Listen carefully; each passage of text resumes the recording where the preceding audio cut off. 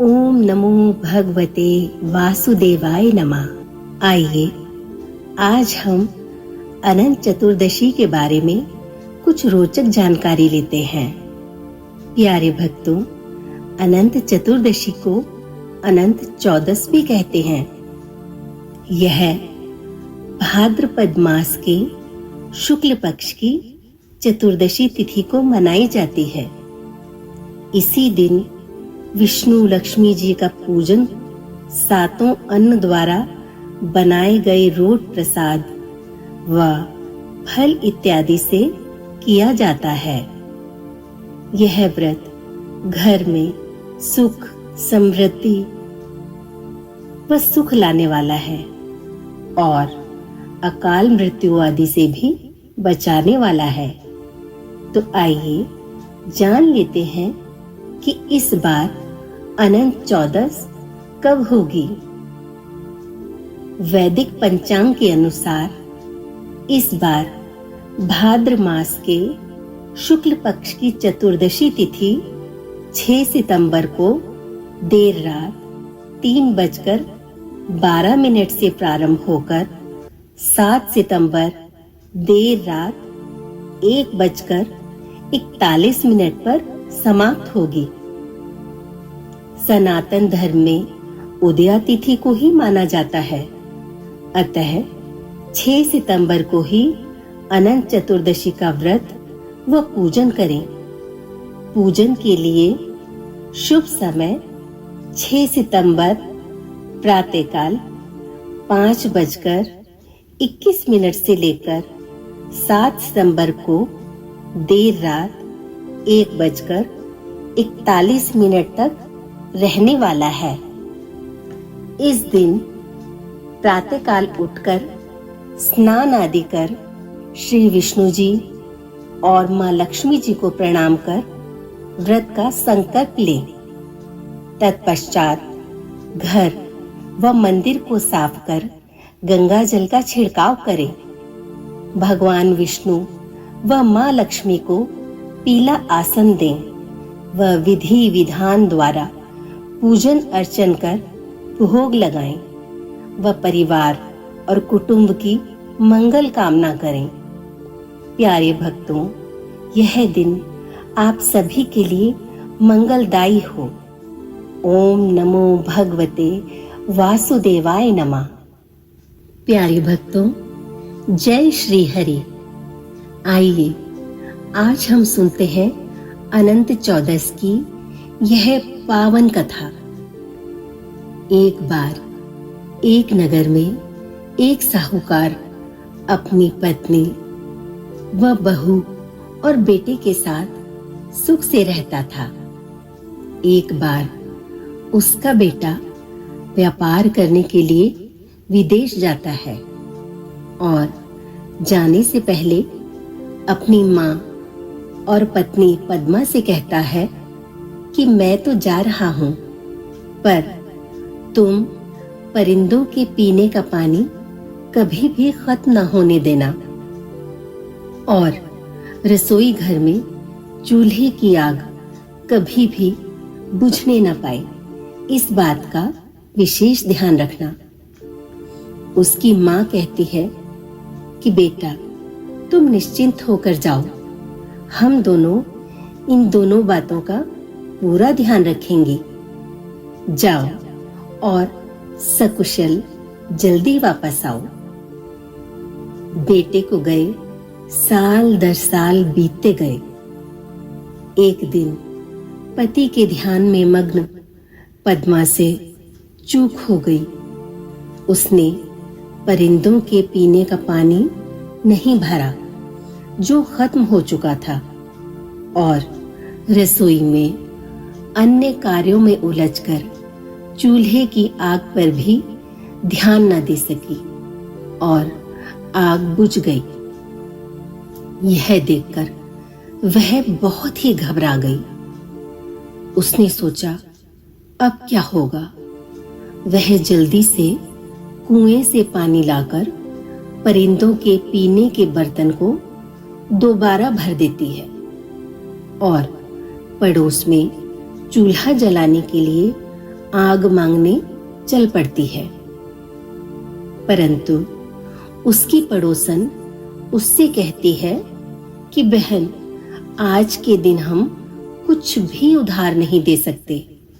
आज अनंत चौदस का पावन दिन है। पद्मा हैरान होकर पूछती है कि ऐसा क्यों?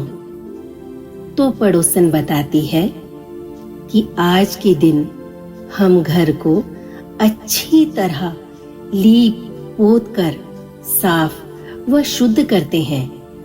आज ही परिंदों के पीने के बर्तन को साफ कर पानी बदल के रखा जाता है और अन्न को पीसकर उसका रोट प्रसाद बनाते हैं। फिर पूजन कर भोग लगाकर ही भोजन किया जाता है। पड़ोसन की बात सुनकर उसे लगा कि वो भी इस व्रत को करे। वो घर जाकर अच्छे से घर को साफ सुथरा करती है और गोबर से लीपती है और परिंदों का पानी भी बदल देती है। यह देखकर उसकी सास बहुत नाराज होकर उसे डांटने लगती है कि जब मेरे बेटे ने तुमसे कहा था कि पानी खत्म मत होने देना, तो तूने पानी क्यों बदला और चूल्हे की आग का भी ध्यान नहीं किया? वो भी बुझ गई। पद्मा कोई जवाब नहीं देती और अपने काम में लगी रहती है। वह नहा धोकर अनाज पीसकर नए सिरे से आग जलाकर सातों अनाज से रोट बनाती है, जिसमें दूध, सूप, चना, धना, दही, दूध ये सब सातों अन्न डालती है। फिर पूजा पाठ कर सास ससुर को रोट का प्रसाद आदि खिलाकर स्वयं भोजन करती है। उसी दिन उसका पति विदेश से लौट रहा होता है। जैसे ही वह अपने गांव की सीमा में प्रवेश करता है, उसे एक नाग मिलता है। वह उससे कहता है कि मैं तेरा काल हूं और तुझे डसने आया हूं। यह बात सुनकर साहूकार का बेटा बहुत घबरा जाता है, परंतु वह संभल कर नाग से कहता है कि हे नाग, मैं आज ही बहुत सालों बाद परदेश से लौटा हूं। बस एक बार घर जाने दो। घर जाकर सबसे मिल लूं। फिर रात्रि समय में मैं अपनी पत्नी की चोटी पलंग से लटका दूंगा। तुम उस पर चढ़कर मुझे काट लेना। नाग उसकी बात मान लेता है। साहूकार का बेटा घर पहुंचकर सबसे खुशी से मिलता है। उसकी पत्नी भी पति को देखकर मन ही मन ईश्वर का बहुत धन्यवाद करती है और रोट को कहानी सुनाकर सो जाती है। परंतु उसके पति की आंखों में नींद कहां। वह सोचता है बस अभी नाग आएगा और उसके जीवन का अंत कर देगा। परंतु जो कथा पद्मा ने रोट प्रसाद को सुनाई तो सातों अनाज प्रसन्न हो गए और नाग को देखकर सोचने लगे कि यदि हमारे रहते भी इस नाग ने पद्मा के पति को काट लिया तो फिर हमें कौन मानेगा। उन सातों अनाजों ने हथियारों का रूप ले लिया और नाग को मार दिया। मारकर उस पर एक टोकरी ढक दी।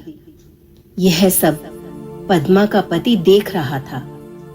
सुबह उठते ही उसने माँ से पूछा कि माँ, कल तुमने क्या बनाया था और क्या किया था?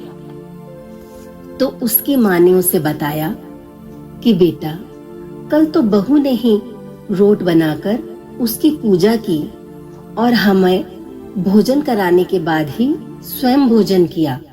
जैसा तुमने कहा वैसा तो उसने कुछ भी नहीं किया। परिंदों का पानी भी बदल दिया और आग भी बुझने के बाद नए सिरे से जलाई।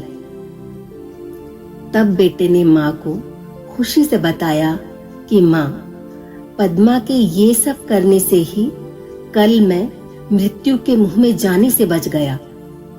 फिर उसने सारी बात माँ को बताई। ये बात नगर के राजा तक पहुंच गई। राजा ने सारे नगर में ढिंढोरा पिटवा दिया कि हर कोई अनंत चौदस का व्रत और पूजा कर अन्न पूजन भी करेगा और अपने परिवार की सुख शांति की कामना करेगा। तो प्यारे भक्तों, ये थी अनंत चौदस की व्रत कथा।